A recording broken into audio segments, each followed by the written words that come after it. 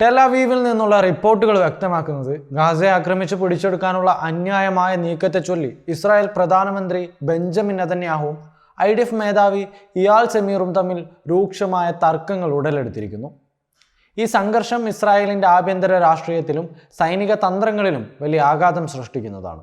ഗാസയിലെ സൈനിക നീക്കങ്ങൾ, പ്രത്യേകിച്ച് ഹമാസിൻ്റെ നിയന്ത്രണത്തിലുള്ള പ്രദേശങ്ങൾ പിടിച്ചെടുക്കാനുള്ള പദ്ധതി ഇസ്രായേൽ പ്രതിരോധ സേനയ്ക്ക് ഒരു കെണിയായി മാറുമെന്നാണ് ഇയാൽ സെമീർ വാദിക്കുന്നത്. Times of Israel, Jerusalem post തുടങ്ങിയ പ്രമുഖ മാധ്യമങ്ങളുടെ റിപ്പോർട്ടുകൾ അനുസരിച്ച് ഈ നീക്കം ബന്ദികളുടെയും സൈനികരുടെയും ജീവൻ അപകടത്തിലാക്കുമെന്നാണ് സെമീർ മുന്നറിയിപ്പ് നൽകിയിട്ടുള്ളത്. ഗാസയിലെ ബന്ദികളെ മോചിപ്പിക്കാനുള്ള ശ്രമങ്ങൾക്കിടയിൽ കരസേനയുടെ വ്യാപകമായ പ്രവർത്തനങ്ങൾ ഹമാസിൻ്റെ പ്രതിരോധ തന്ത്രങ്ങളെ ശക്തിപ്പെടുത്തുകയും ഇസ്രായേൽ സൈനികർക്ക് കൂടുതൽ നാശനഷ്ടങ്ങൾ ഉണ്ടാക്കുകയും ചെയ്യുമെന്നാണ് IDFൻ്റെ ആശങ്ക.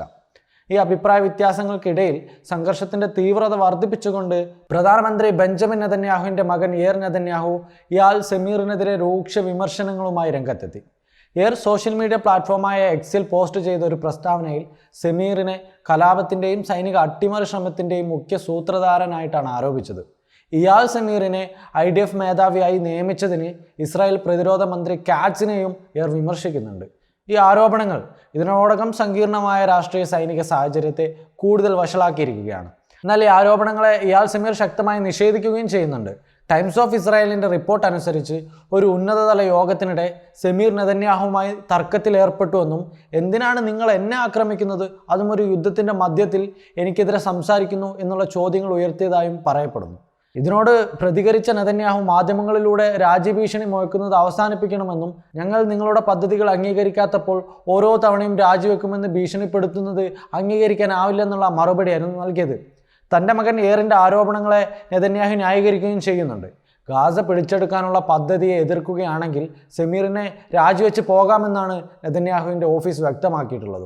ഈ സംഘർഷത്തിനിടയിൽ ഇസ്രായേൽ പ്രതിരോധ മന്ത്രി ഇസ്രായേൽ കാറ്റ്സ് ഇയാൽ സെമീറിനെ ശക്തമായി പിന്തുണച്ച് രംഗത്തെത്തുകയും ചെയ്തു.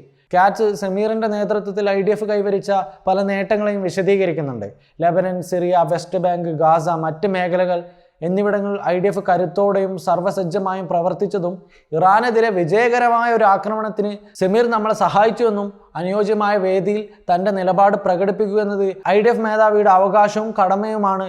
തുടർന്ന് ഇസ്രായേൽ നേതാക്കളുടെ തീരുമാനങ്ങൾ അവ എത്രമാത്രം വ്യത്യസ്തമായാലും നടപ്പിലാക്കുക എന്നതാണ് സെമീറിൻ്റെ ഉത്തരവാദിത്വമെന്നൊക്കെയാണ് വാദിച്ചത്.